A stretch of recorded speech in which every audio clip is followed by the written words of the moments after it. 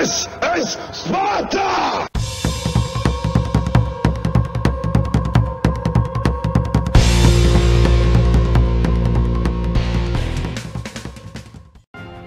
Hello everybody and welcome back to World of Tanks. My name is Spartan Elite 43 and tonight we've got Angry Komodo and Flying Swive with us.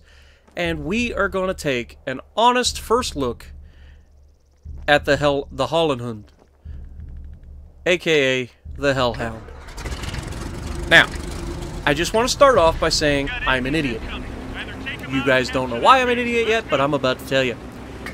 Well, you guys probably haven't, but you ever have one of those moments where everything seemed too perfect, you get to the finished product, and you realize that the entire time your mic was muted?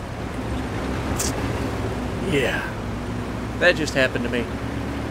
So, without further ado, we're gonna get this thing started. I'm gonna let you know ahead of time, I am not a light tanker. You guys know this, but because I love you guys, and because I want to help you guys make informed decisions on whether you want to buy a tank or not, here we are with a light tank.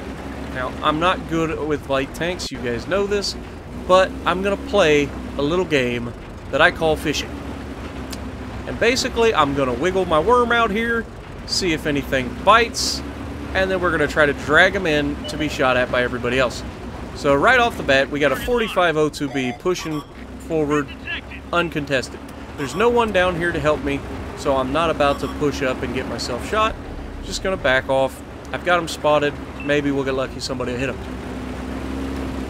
Doesn't appear to be going to happen. So we come back over to the middle just to see, and this is where I realize that I'm literally by myself down here, and I start losing it a little bit. I'm not gonna lie, I lose my composure.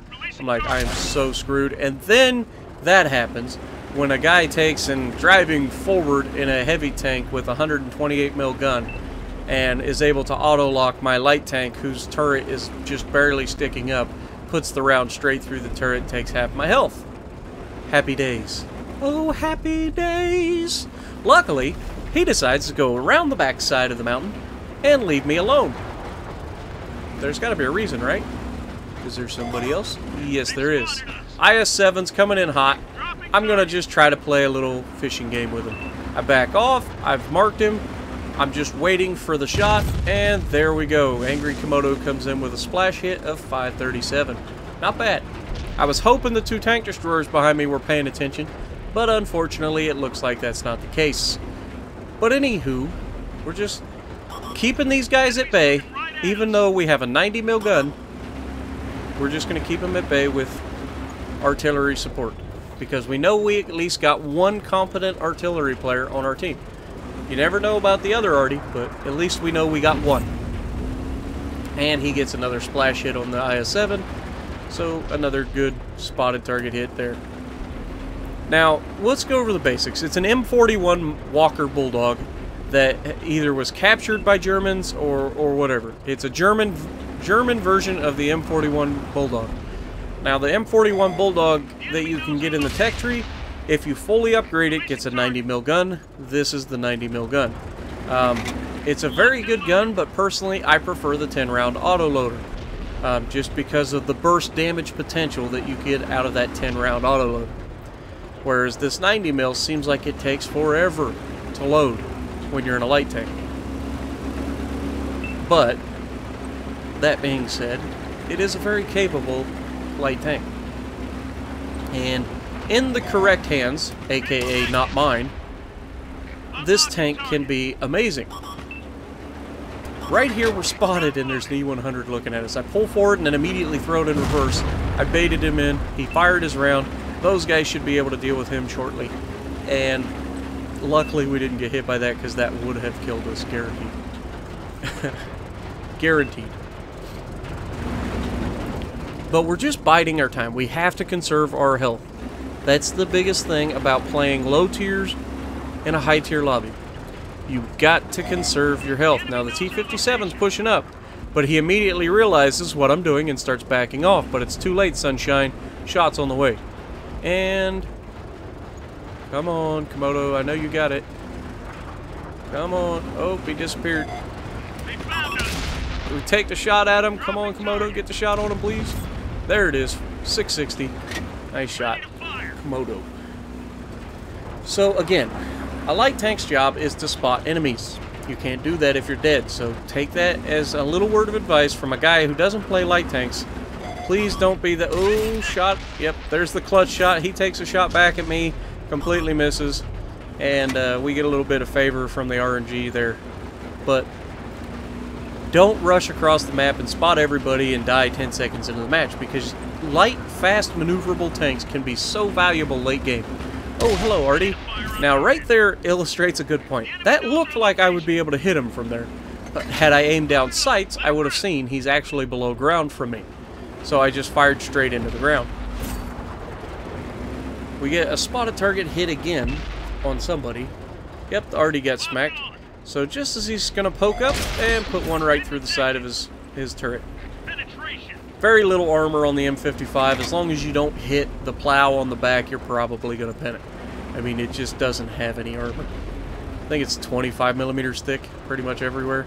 It's just not good. It's for small arms fire and protection from splash damage. Now we move up.